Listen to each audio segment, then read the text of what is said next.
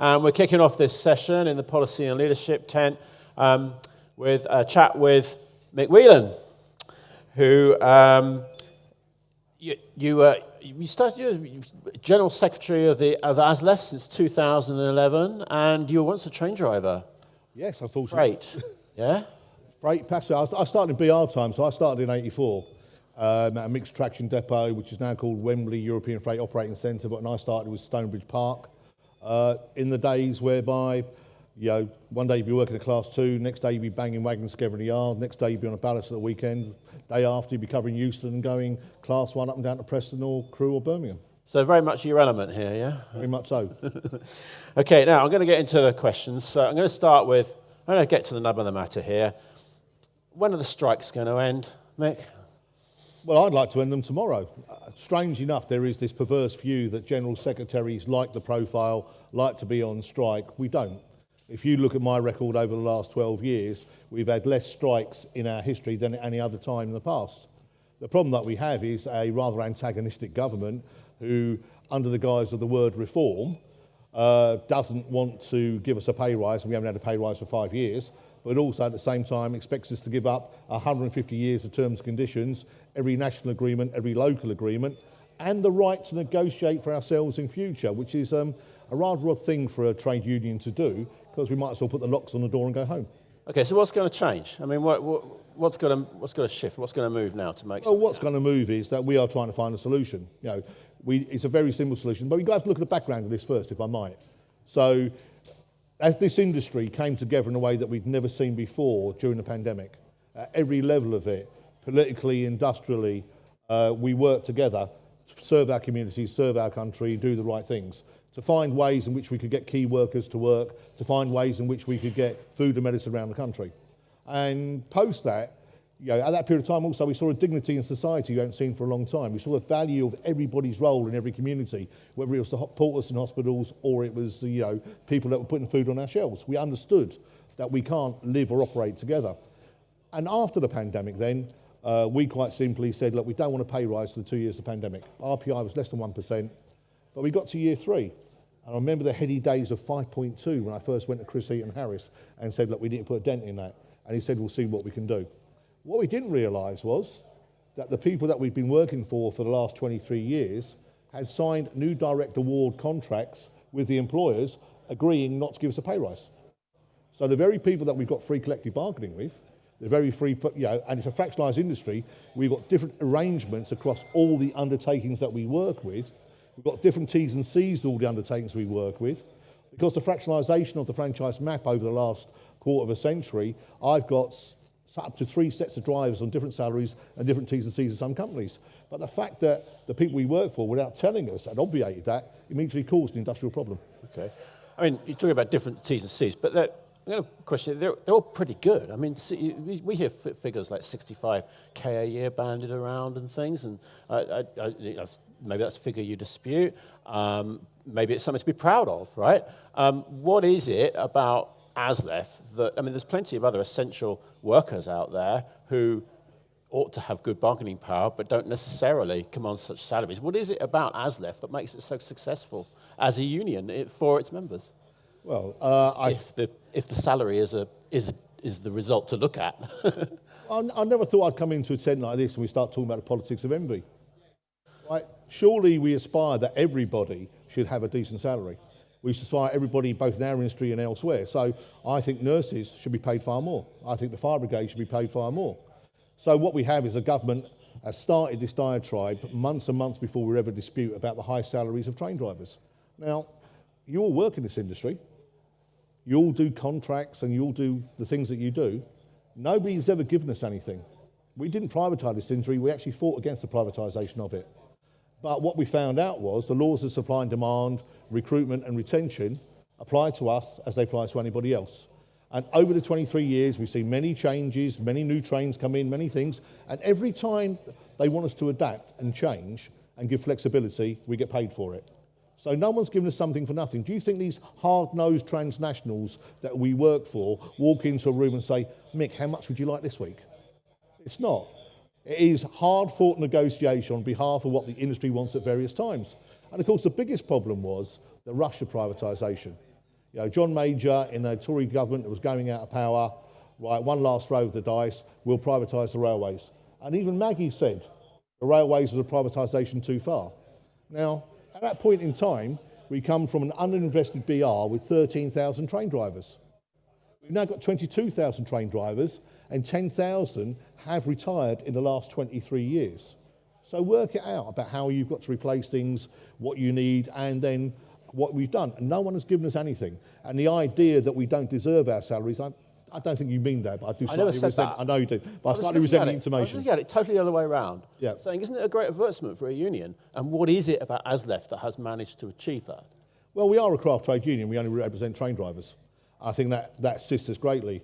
But we also then work within the industry that we love and operate within. So I was chatting to some colleagues on stalls across the way, and I said, look, we get portrayed as Luddites and saboteurs. I'm quite sure I'm the person who signed up automatic trains under St Pancras in 1996, because I'd rather see 30 trains an hour in each direction rather than 2 trains an hour. I'm quite sure that there hasn't been a major initiative in the UK that we haven't been part of and been part of the project. So look, when people are successful, and there has been billions of pounds made by our employers in the last 23 years, we share in that success, as any sector or industry might expect to do. Okay. Coming back to the resolution of the current disputes, and realistically, it's not going to happen without a change of government, is it? Not now. I mean, we're in Purdah. I think we had gone back into talks. I think there was a different view that more recently that we've seen in the last 23 months, less hardline. Okay. It's difficult to explain. I've been negotiating for 38 years at various levels of this industry, but I've never seen the levels of deceit and dishonourable behaviour that I've seen in the last 2 years. And if you bear with me for a second, I can ramble on a bit. Give us an example. Yeah. So we want to resolve this. We go to our employers and we say, we haven't had a pay rise for 3 years. Can we have a pay rise, Governor? And they say, we're not allowed to give you a pay rise because we've done a deal with the government. So I get sent to go and talk to the government. And I go and talk to, and I've had 5, rail and transport ministers in the last 2 years. It's a bit of a merry-go-round, as you've had 5 prime ministers. And you go talk to the government and say, no, we don't employ you. You've got to talk to your employers. So there comes a point I've been pushed from pillar to post over a period of time whereby the people that I represent say, what are you going to do about this? So very simple tactic, right? As each of the annual pay rises came up and each employer said, we're not going to give you a pay rise, we ballot for industrial action. That ends up then virtually in a national strike, 12,000 train drivers in the TOCs in the UK. Now, at the same time then, you have to ask a question. In the post-pandemic world, we don't have a problem in Scotland. We don't have a problem in Wales. We don't have a problem in freight. We don't have a problem in open access. We don't have a problem in Eurostar. Don't have a problem in Elizabeth Line. Don't have a problem in London Overground. Don't have a problem in Merseyrail. Don't have a problem in the Tube. So this then becomes quite clearly a Westminster political problem. It is driven then by the state who doesn't want a resolution, who sees train drivers at a time, of course, you've got to remember, when every other sector in the country was on strike as well. We are, us and the BMA are the last 2 vestiges of the strikes, but let's not forget the civil service, the teachers, the NHS, the fire brigade, everybody else had a summer, winter, and another summer of what they call discontent, what we call solidarity. And so it's not unique that there isn't a family in the country that hasn't been touched by some sort of industrial action in the last 2 years because of this government. So we then go into the talks to resolve it. And we sit there for 6 months, and it's the oddest negotiation I've ever been involved in, because the other side wanted everything but didn't know what they wanted. And normally people cost things. You put the opportunity cost or the value on something. Now, when I'm dealing with 16 different disputes, because that's what it is in one dispute, because they're different companies, and I'm dealing with up to 30 then different grade groups on different conditions and salaries because of privatisation, trying to find a one-size-fits-all solution is difficult. And the other side were coming forward, well, we want this. But I said, well, you've got that in 9 of the companies, but you don't have it in this. How do we sell it when we come to deal with this? Well, after 6 months of going backwards and forwards, it came to a national break in the end of 22, 23, Christmas. And the natural break was the other side, quite naturally, some of their people were going to have some time with their families, some of my people were going to have some time with their families. And at that time, yet another Transport Minister, Mr. Harper. So I met him in December of 22. He said, I'll tell you what I'll do, Mick. I'm going to put the Rail Minister, Hugh Merriman, in to facilitate the talks. And we welcome that because if it's going to be genuine engagement, they're going to take ownership of it and we could get out of where we were, that's where we wanted to be. So I waited for a date for that meeting. Christmas happens and I'm sitting doing my day job, funnily enough, when Steve Montgomery rings me up and he says, can we meet next week? I said, well, we've arranged to meet the second week of January. It's a day, I said, my team's away, your team's away. By the way, if Mr. Merriman's going to be part of the process, we also need to have that meeting prior to that to see what the level of engagement is going to be. Is he truly going to buy into this, or is he just going to become our diary secretary? Okay, Mick, no problem. End of the phone call. Then within 20 minutes, I get an email from Hugh Merriman's PA. Can you meet with Hugh next week? My team's away, Hugh. Same reason I gave before, won't bore you. We fast forward a week to the day before New Year's Eve. And at 15:48 on a Friday afternoon, because I do have a day job, I run a multi-million-pound not-for-profit. I do budgets and I've got staff and I negotiate with trade unions myself and we do pensions, all the other things organisations do. And I've done a series of Zoom and other meetings and I got a phone call from my media guy. And he says, Mick, the Telegraph, the Sun, the Mail and the Express would like to know what you think of the deal. I won't swear, but I did at that moment in time. And then I apologised because you don't shoot the messenger. And I said, what deal? More robustly than that. And then the first thing I had to do, because we hadn't seen the deal. No one had given us a deal, we hadn't negotiated a deal, didn't know what was in it. Now, in what world does an industry release a deal to the press? I immediately scrolled down from my emails of the previous 30 minutes, and there at 15:45 is an email from the RDG. Still haven't opened it, not to this day. Been in the High Court before, people accuse me of opening emails, so I'm very careful in this day and age and the tracking technology. But quite quickly, we knew exactly what was in the deal because the press were talking about it. So our tactic then was, quite simply, to reassure our people that we hadn't agreed this. We had to email and text all of our people and say, look, we haven't been in talks, we haven't lied to you, we haven't done a deal, we know nothing about it. And of course, like I said, my team, my president, my AGS were away.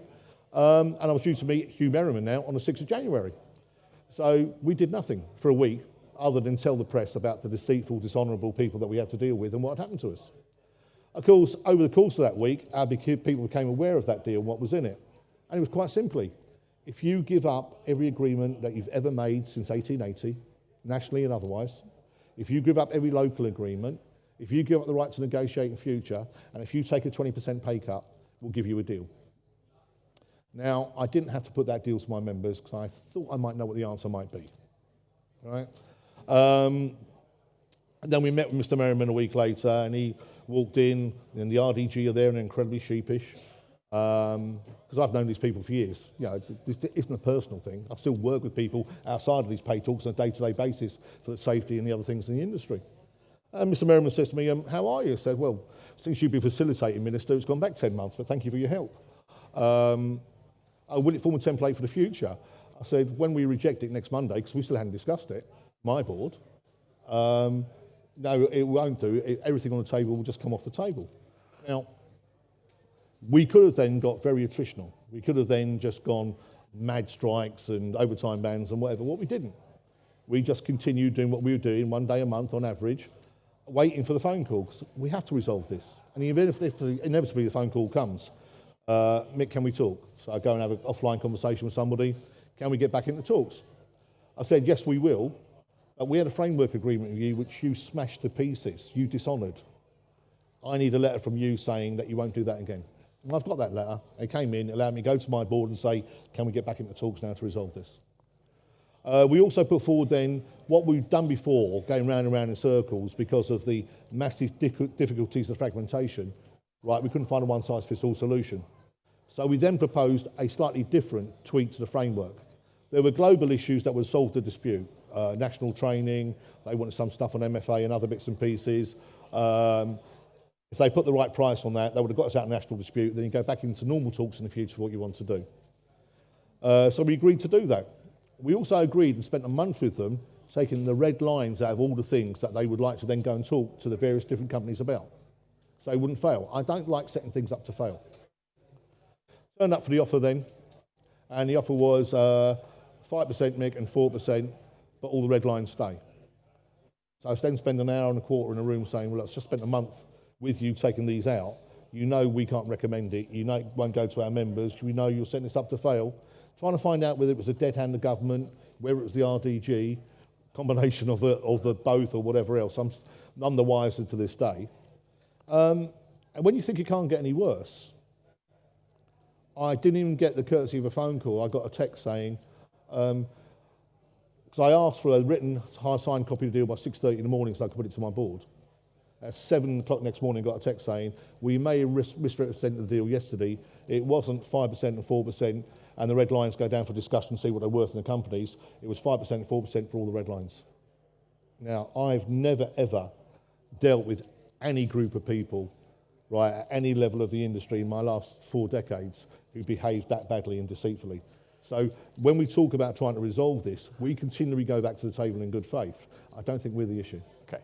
Looking forward now, come July the 4th, Merriman's stepping down one way or another. He won't be there. You'll still be there, right? So, and we'll probably have a Labour government, probably. How is Labour going to set about resolving this when they made it clear there's no more money around? They're going into a situation where they can't necessarily produce more cash. So how are they going to go about solving it? Well, the first thing I have to do is declare 2 interests in this. You may or may not know that I'm on the NEC of the Labour Party. So partly involved in the policy-making process for the Labour Party. I also speak for 3.5 million workers some days. I'm also chair of the affiliated unions Labour Party. It's called TULO, the Trade Union Labour Organisation. What we definitely haven't done, other than briefing the Shadow Transport team on where we are within the industrial dispute, is talk to them about a resolution. Because you'd immediately get, union paymasters doing deals and whatever else, and it doesn't help either when we come to do a solution or the publicity running up to the period of purdah within an election. I'm quite hopeful that on the 5th or 6th of July I'll get a phone call from Lou Haig if she's still in position saying, can we find a way through this? Now my view of this, and I've been saying this for some 6 months now publicly, is we need a very simple clean pay deal to get us out of this and a reset going forward for the benefit of the industry. That's all we need to do. Now we're not looking for 22% or any wild figures. We are looking just to put a dent in the last 5 years. And it has been 5 years for some of the people I represent without a pay rise. Now, in any sector, no matter what you say we earn, I do people have a right to maintain their standard of living. But the fact remains, where's that money going to come from? Well, I'm not in power. So I will have those discussions with the powers that be. And if they, look, the biggest cost to the industry is reputational. The biggest cost to the industry is, are we driving people away? Well, unfortunately, we're not. The only thing that drives people away from our industry is the high cost of travel. We've used pricing for 23 years as the only mechanism of keeping people out off trains and the peaks and elsewhere. We actually did away with step on and go at privatisation. How many people will come to a countryside area like this to visit granny or auntie on a nice sunny day with their missus and 2 kids or their families, right, if they haven't booked it 3 months in advance on trainline.com? We need to get away from that system. We need to be more affordable. But it's cheaper to resolve a dispute than to have a dispute. That's a fact, But if we look at the same time, then we know from the actual government's own figures, we're back over 95% Monday to Friday footfall, and at weekends 110%. So we're back to pre-pandemic levels. Now, what would we have had if we'd actually had a green agenda? Okay, I'll come back to that, I think. So one of the cornerstones of the Labour plan for rail is nationalisation, right, in big letters. Maybe the wrong word. When I talk around the industry, there's a general feeling that, well, I'm not sure how much difference that's going to make. Half of it's nationalised already. What difference do you think it would make to your members and passengers? Well, I've got a slightly different view of the world, and I'm coming to the end of my career now. But we traditionally go from parliament to parliament with our investment strategies. And we've seen the debacle of HS2 recently, but I could do a whole day on HS2, and probably you don't want me to. But so our reality is what we actually need is a vision for 30 years. We need to do what they do on the continent and elsewhere. We need to set in stone where we're going to have our transport links, where we're going to build our houses, where we're going to protect the supply chains, where we're going to create the apprenticeships of the future. And it doesn't matter who's in power, if it changes government next month or next year, that shouldn't alter it. That should be set in stone. So if you look at the continent at the moment, Spain's economy was much better than ours. They've built 2,500 kilometres of high-speed track linking 16 cities because they're looking at their tourism, they're looking where their children are growing, where their growing populations are going to be, they're looking where they're going to build their futures, whatever. We invented the railways. We've come up to 150 years since we invented the railways, and we can't link London, Birmingham and Manchester, right? That's what we need. So I believe by putting the railway back together, putting the wheels of steel back together, not having the fragmentation, getting the benefits of the synergies that you do, you reduce the cost base, you stop the duplication, but you then have that joined up thinking about what you're going to do across the whole of the UK industry for the future. So that the people out there know what they're going to be doing, where they need to be doing, where the innovation's got to come many years from now. They can plan for their futures, how many staff they need, what they're going to produce. And we need that sort of thing. And at the same time then, part of that innovation has to be electrify the lot, quite simply. Take away my skill set, give us one traction rather than all the multitudes that we've got. Have one set of trains that can be any size across any part of the railway. Let's actually build a railway that's green and fit for the future. Okay. Again, that costs money. And there is, the Labour plan is interesting, but without more bigger investment, the fear is it's going to fall short of its more kind of visionary aim. We've been on the verge of recession about 6 times in the last 5 years. And it doesn't matter what you do, right? The only way you get out of recession is to build. Now, we've got a desperate housing shortage in the UK. If you build 2 million houses, you actually kickstart the railways because you build those transport links where we go. So the current example I will use in a modern railway is Steve Rotheram in Liverpool built 2 new stations in deprived areas. People have gone to live there. People have started businesses there. People now want infrastructure of schools or whatever. We are a field of dreams, industry. If you build it, they do come. So let's take it then. The Elizabeth line, right? We worked in partnership with MTR massively well. Every train driver was trained. The trains were ready. The infrastructure wasn't. Even though it was delivered late. I mean, go back as far as the M1. The day the M1 opened, it was oversubscribed. We've never had a major infrastructure project in the UK. It's been delivered on time or wasn't oversubscribed when they did it. 140,000 people more than expected used the Elizabeth line the first day. Over 3 million people have used it since. But that asset will be there for 50 or 60 years. If you build it, you get the benefit of it. You build the asset, right? You stretch the asset, you build more of the asset, and you've got the asset and what you do. Yeah, but we're looking at, and it's regenerated rail travel in London because of the way the links now work. I mean, there's a little bit of a problem on the western side of it when you get out towards Reading because the infrastructure isn't very good. But through the core and through to Abbey Wood, where they've no services before, on that side of London, it's been a massive game changer. And so if you build railways and you build any form of infrastructure, right, you get the benefit from it. But if you don't put the investment in, you get nothing. So it's growth. I mean, that's what we're hearing all the time from Labour at the moment whenever we need vision about where the money's going to come from, growth, right? But you're talking about putting the investment in to get the growth. It's a chicken and egg situation, I guess.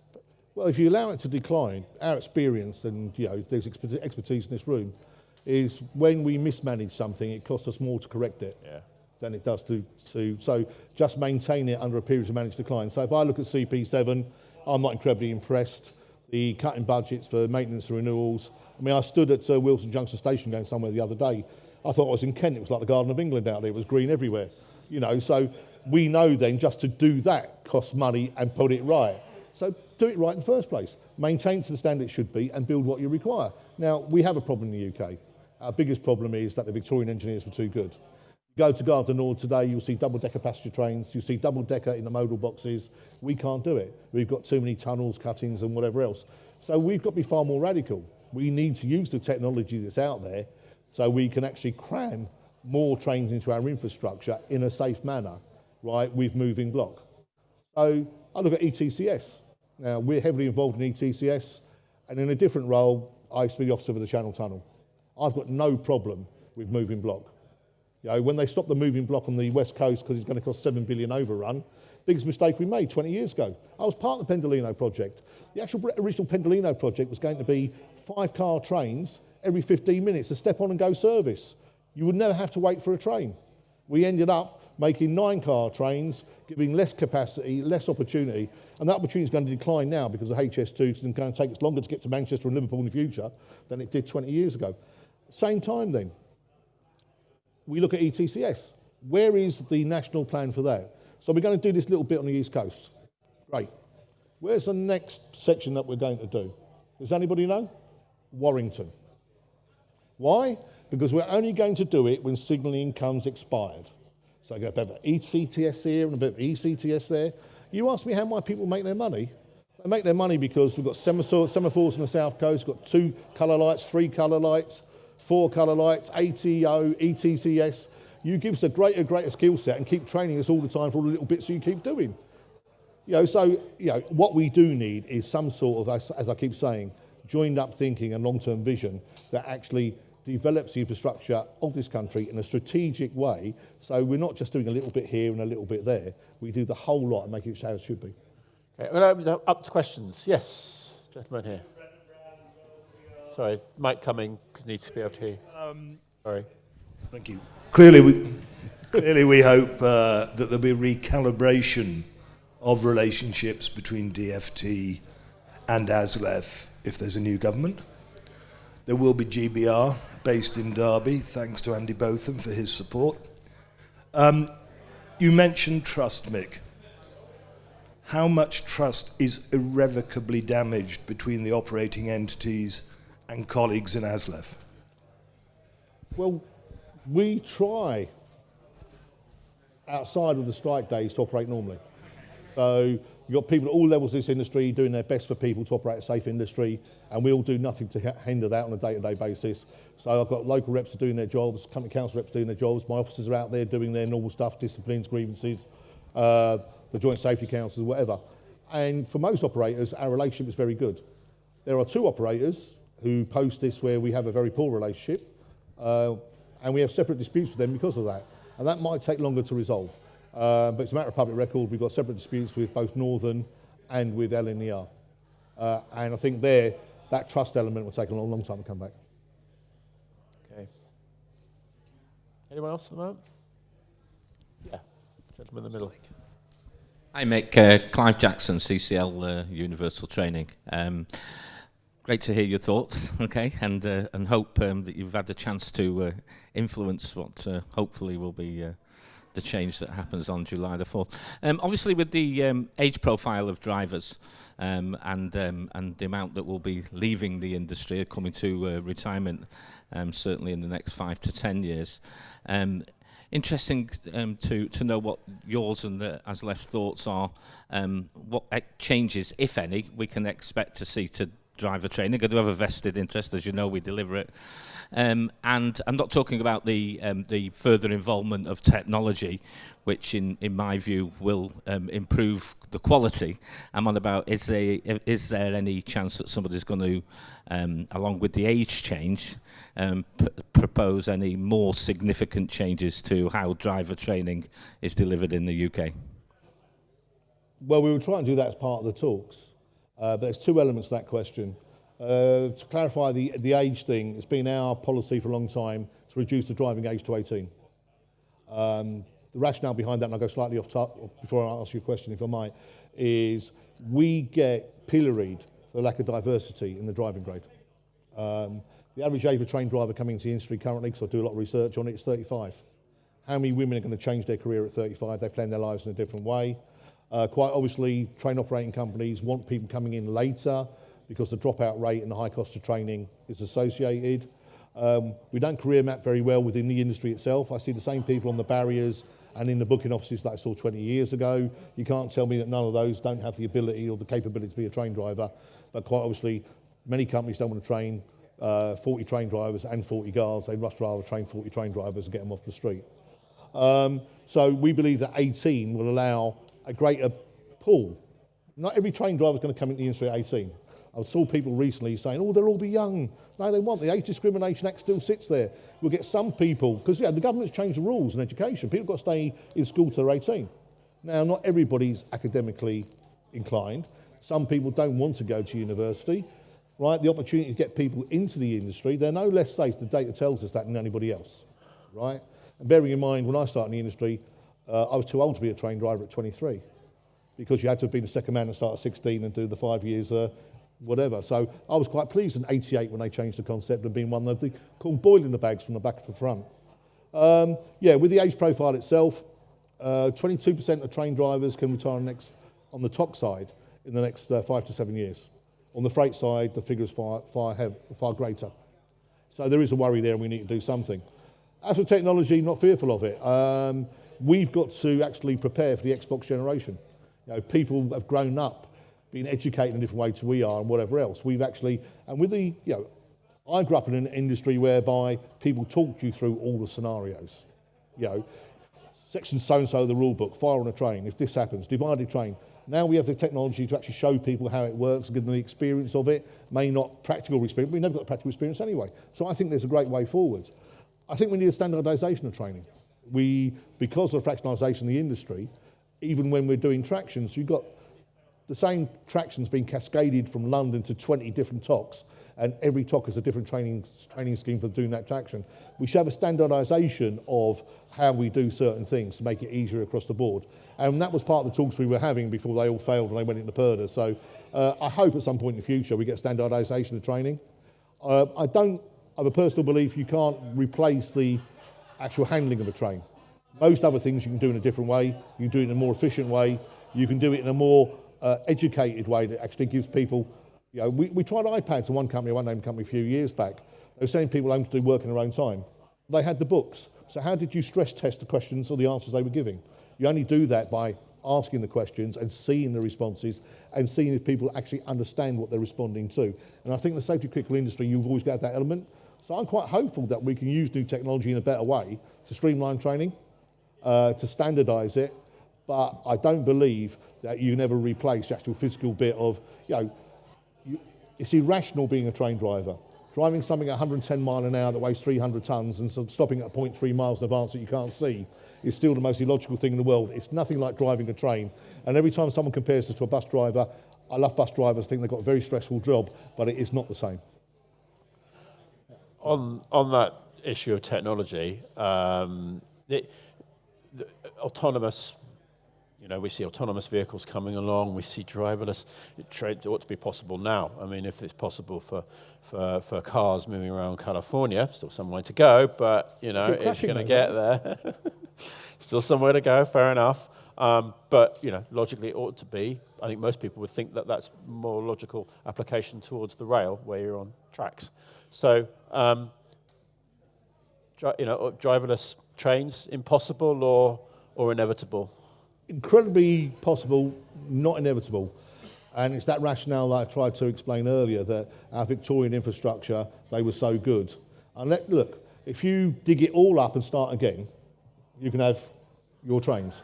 Also, we forget the size of this little island, 700 or 800 miles long. Yeah, we cram more trains into the smallest space in the world than anywhere else. So the main reason why you could have autonomous trains, but you always have to have somebody there when they go wrong to clear the line because of the complexity, right, and the amount of trains that we actually run. So I have actually no fears over the next 10, 20, 30 years that train drivers are going to go out of existence. You still be in jobs? They'll all be in jobs. All right. Any more questions at the moment? Oh, yeah. Hi, Rich Wilcock, industry editor for Rail Magazine.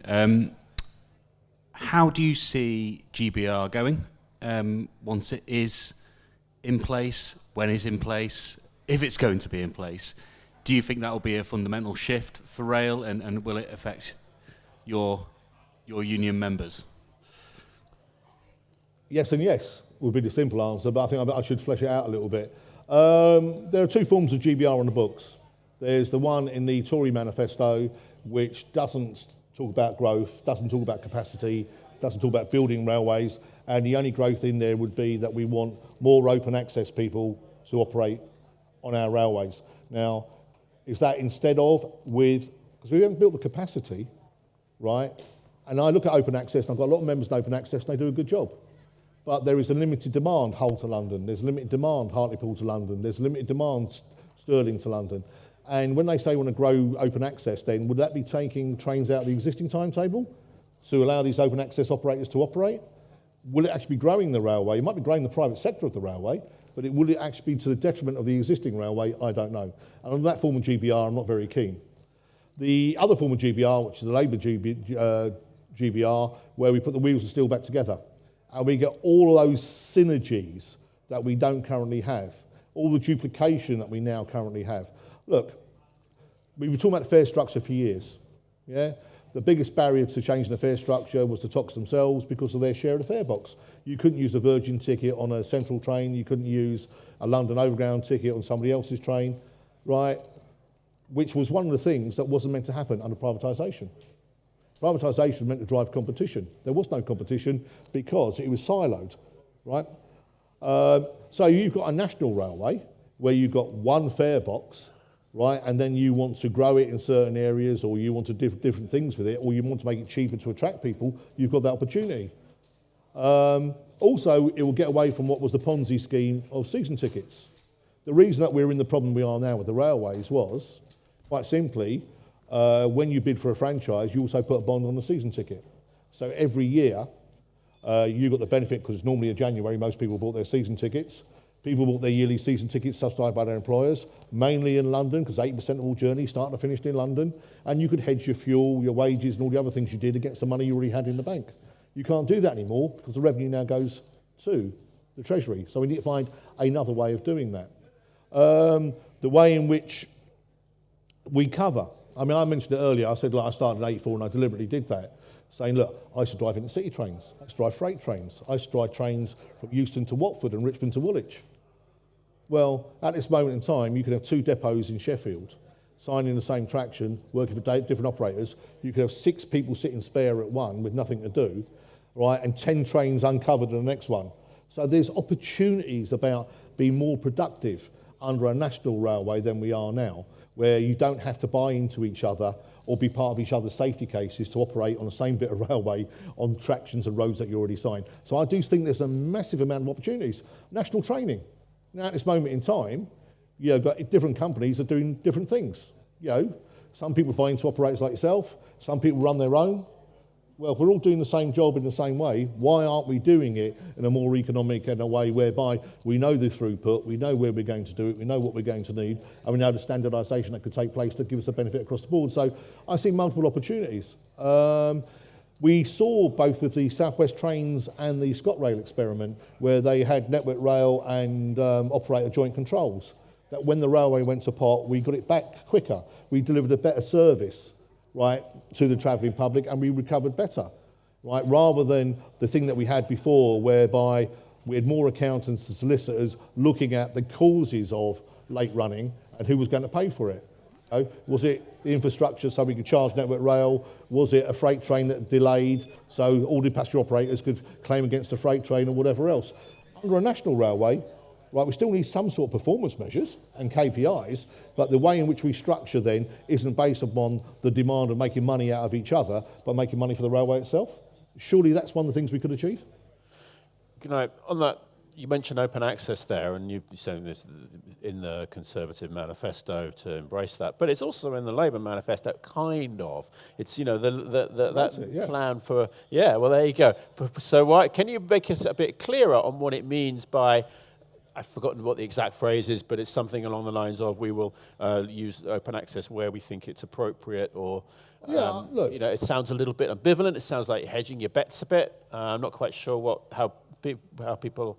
Well, there will always be bits of the railway whereby, look, we have a standard rule book for a non-standard railway. We always have done, and even under the old Purple Book and in the good old days of BR, you know, we did different things in Pwllheli than we did in the rest of the railway. And there may be areas whereby somebody wants to invest in the railway and build a bit of railway, because let's look at the 3 tenets of privatisation, right? The first thing that privatisation was going to do was drive, right, competition, and it never did. For the very reason I gave before, you could only use a Virgin ticket on a Virgin train. It was going to drive investment. Other than Chiltern in the early days, I can't think of one private operator that built a bit of infrastructure or bought a train. Didn't happen, right? It's going to drive innovation. I walk around these stalls, there are all sorts of things that we could be doing and utilising or whatever, right? But the biggest barrier to innovation was the fear of the railway itself and people protecting their shareholders and their profits or whatever else. So I see that under a new GBR, right, you can have a political vision about getting the best value for the taxpayer, a standardisation of terms and conditions at some point, because there will be some sort of levelling up process for all the employees that are tupied across, And then you're not having the demarcations we currently have and the difficulties we have about certain people only do certain hours, can only do certain things and can't cross cover. I see the opportunity for, well, rather than working with Network Rail to see what we need and how we do it. And also, let's talk about the other element of safety. It isn't just about the infrastructure. Prior to the pandemic, we still don't live in a very polite society. Sexual assaults in our railway have gone through the roof. Verbal abuse have gone through the roof, physical assaults. And we need to give the public the confidence if we're going to grow the railway, right, particularly at certain times, day to night, and the nighttime economy. Look, I'm a great fan of the night tube. But why don't we have the similar sort of thing for transport in Birmingham and all the major conurbations? There's massive opportunities for an integrated transport, right, to grow, with rail at the heart of it. I truly believe that. And I do talk about integrated transport because before the pandemic, I was talking about the billion bus journeys we'd lost. Well, why do bus journeys matter to us? Well, last time I looked, train stations didn't move. They were rather on the edge of town or the centre of town. So, and that in a very much bubble-minded community we are now post the pandemic, when you get people out of their cars, right? You can't be charging people £35 a day park at a railway station. When you get people onto a bus to get to a railway station, right, and someone get on the train and have at the other end the opportunity to get to where you need to be. And that's what you can do if you've got this thing where you put everything back together and have a united vision. You just don't have it city by city. So we always see it piecemeal. You see what Andy Burnham's doing in Manchester. You see what Steve Rotherham wants to do. You see what other people are doing. I think if we are going to talk about a green railway, we can't talk about it in isolation. We have to talk about those other areas. We have to talk about working with other modes of transport. So we've had quarter of a century where we've been run by transnational bus companies where buses didn't meet trains. Surely it wasn't on the wit of us to make that better and make the whole experience, right, more livable and hopefully more affordable. Thank you. Any more questions at the moment? Maybe time for one or two more. If you don't ask questions, I'll come back. I'm going to ask one more. Every 6 months, you've got to reballot your members to continue. So realistically, you've got to do it by August this time? Do you think you'll be reballoting them by August? We're currently reballoting. What we do is the law is so difficult for trade unions. We have the worst trade union laws in Europe outside of Lithuania, which is virtually a despotic state. So put it into context. Part of the Labour policy will be what they call the New Deal for Workers, whereby an awful lot of the anti-trade union legislation will go. And employers have got nothing to fear by that, by the way. If you look at the CBI's own data, where you have sectoral bargaining or you've got good bargaining arrangements, workers are more productive. Right? You don't get the turnover. You don't continually have to replace staff, the high cost of recruiting all the time or whatever else. So I'm hoping that the 6-monthly rule will go with a New Deal for train crew, as will minimum service levels. And I haven't had a question on that yet today, which I thought I'd get. Go on. Give it to you now. It was suggested, so yeah, minimum service levels. Tell